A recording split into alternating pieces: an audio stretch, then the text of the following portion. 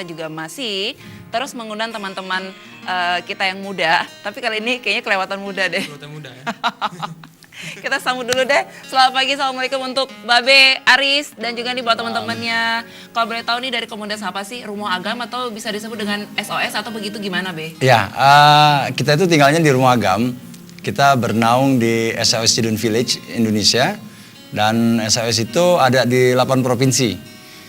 Di Indonesia? Di Indonesia itu kita ada 8 provinsi. Kalau di Aceh sendiri udah provinsi keberapa nih? Banda Aceh, Malabo, dan Medan itu hampir bersamaan setelah tsunami.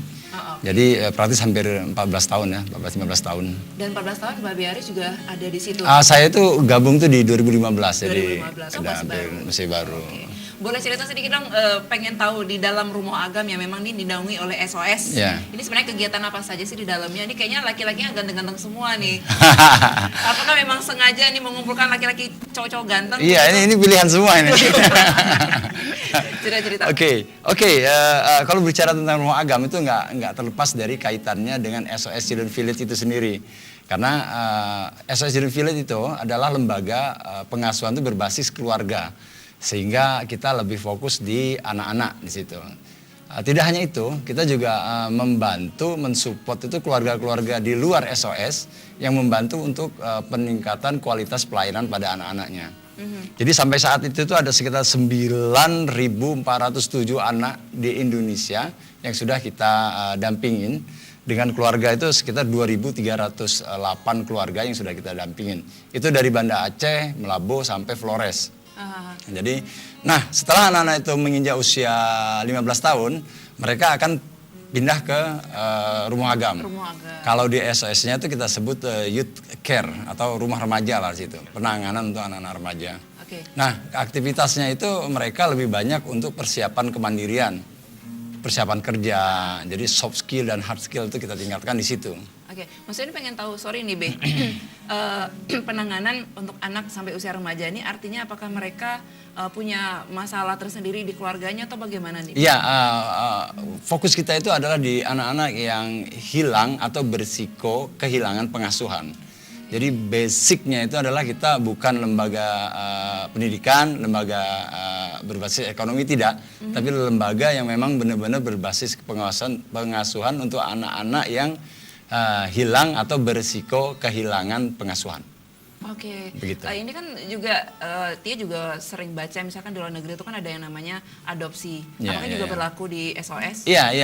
Jadi SOS Banda Aceh itu kalau di Dinas Sosial itu udah akreditasi A. Sehingga dia bisa bisa mengadvokasi dan berjaring dengan Dinas Sosial untuk adopsi, untuk kita juga ada program foster care, kinship care sampai ke adopsi. Dan yang terakhir itu sebenarnya di family based care-nya ini sebenarnya pengasuhan terakhir alternatif. Oke, baik. Jadi artinya Babe hari ini mengajak semua anak-anak remaja yang ada di Rumah Agam, yang ada di Banda Aceh. Sudah berapa sih jumlahnya yang sekarang stay? Iya, yang sekarang stay itu ada 20. Dari totalnya itu ada 28 remaja, yang 12 itu udah mandiri. Dan 26 itu masih dalam proses mereka belajar, kuliah, dan sedang dalam tahap untuk mencari kerja. Oke. Nah, nih Bebe cerita dong, siapakah ini yang dibawa nih? Oh ya, saya itu... Kemudian latar belakangnya, basicnya seperti apa mereka? Oke, mungkin langsung ke orangnya aja kali ya. Iya, Dari Vili dulu mungkin, silakan Vili. Silakan Vili. Saya Vili Wahyudi, saya itu asalnya dari Aceh Selatan. Pertama masuk SOS itu 2009. Dari pertama masuk SOS itu saya semua anak-anak SOS sudah disuruh mencari kegiatan gitu. Pokoknya harus ada kegiatan selain sekolah, di luar sekolah. Kalau saya mengambilnya bela diri. Bela diri, sekarang juga menekuni hal tersebut. Sampai sekarang. Di Rumah Agam juga? Di Rumah Agam. Ini tapi latihannya itu di luar gitu. Oke, barusan mau nanya si senpanya siapa gitu ya. Vili, oke. Kemudian ini Ruli ya? Ruli. Boleh pakai mic-nya Ruli. Ruli asalnya dari mana, Ru? Oke, udah. Saya Rusli Sumanda, biasa sih Babe panggilnya Ruli. Saya juga sama juga Vili dari Aceh Selatan. Terus kita juga masuk ke SOS juga barengan sama Vili 2009 ya. Sahabatan begitu dari dulu? Satu kampung.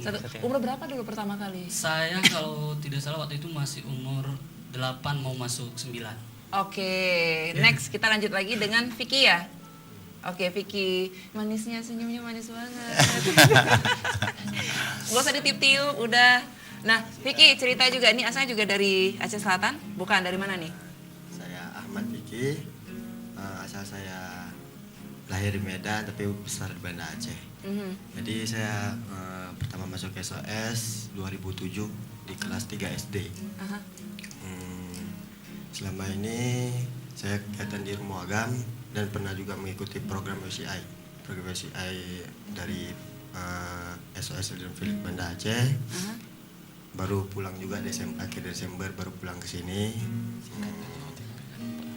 Ya itu aja. Gitu aja. Boleh cerita, boleh nanya soal pribadi nggak sih Be sama mereka? Ya bisa. Boleh ya? Boleh. Izin ya? Boleh, ya. Ruli, jadi latar belakang Ruli di keluarga tuh seperti apa sehingga Ruli ini masuk ke SOS? Iya, kalau keluarga inti saya mungkin ada bagian orang tua yang ayah, saya sudah mendahului kita. Maka dari itu mungkin alasan saya bergabung dengan SOS pertama mungkin keterbelakangan ekonomi juga yang kurang mendukung waktu itu di keluarga. Maka terpaksa orang tua saya mengikhlaskan saya harus masuk dengan SOS, bergabung dengan SOS. Sudah berapa lama nggak jumpa dengan orang tua? Kalau jumpa sih setiap tahun ada, karena kan memang tidak mungkin kita masuk ke SOS terus keluarga inti kita lupakan kan. Benar. Jadi setiap tahun pasti jumpa. Sekarang sih udah lebih agak sering karena lebih istilahnya lebih dewasa lah. Jadi kita bisa kalau mau pulang kampung ya udah pulang aja dulu untuk kalau kangen keluarga gitu. Habis itu balik lagi ke SOS. Di sini kegiatannya selain di ini lagi kuliah juga ya? Iya. Di mana? Kalau saya sih aktifnya di organisasi luar sih. Oke. Aktifnya. Kayak misalkan di forum anak gitu, juga organisasi kampus lainnya. Kan kalau teman-teman lain ada yang fokusnya kegiatan di internal di SOS, karena di SOS juga disediakan banyak kegiatan gitu kan. Iya tahu. Ada yang rapai itu segala macam seni gitu kan, disesuaikan dengan keinginan anak itu sendiri gimana. Nah kalau saya sih basicnya lebih senangnya itu berbaur dengan orang baru, ketemu orang baru, bicara dengan orang baru gitu. Makanya saya aktif ketika masih SMA udah aktif di kegiatan organisasi di luar, yaitu forum anak waktu itu. Sampai dengan sekarang menjadi fasilitator sampai ke nasional juga alhamdulillah. Di forum anak. Wow, kita pernah ngundang ya Rais ya forum anak dulu ya. Iya, kemarin juga. Bener ya? 2 kali apa 3 kali ya? 2 kali. Siapa sih ketuanya? Bayu. Oke, fine. Sangat terkenal sekali. Oke, Vili ya? Iya. Vili, bagaimana apa ya istilahnya feedback untuk diri sendiri setelah masuk ke SOS? Maksudnya feedback. Ya gimana? dampak positifnya Dampak untuk diri positifnya, sendiri. manfaatnya gitu. Ya. Manfaatnya banyak sekali ya, karena kemarin itu juga kami dari SOS karena saya nggak selesai kuliah, jadi ada program yang dibilang sama teman saya si Vicky, ada program magang di hotel bintang 5 di Bandung selama 6 bulan di sana. Jadi selama di sana ya kami dididik gimana untuk bekerja yang sesungguhnya gitu, langsung turun lapangan, nggak ada, kami kan bukan basicnya bukan di perhotelan gitu kan, jadi langsung praktek, dan kami banyak sekali mendapatkan pelajaran di sana gimana bekerja itu, sampai sekarang saya juga pulang ke sini juga langsung diterima di kerja pertama kemarin di Kriat, di Hotel Kriat. Wow, itu terbesar loh. Iya. Iya. Terus karena di Hotel Kriat kemarin itu kan, kalau di hotel itu ada jenjang pertamanya itu ya training. Kalau training itu gajinya rendah dulu kan, baru nanti kalau udah dikontrak baru tinggi. Nah, karena kemarin itu saya taruh lamaran pekerjaan itu banyak dari hotel ke di Suzuya juga ada.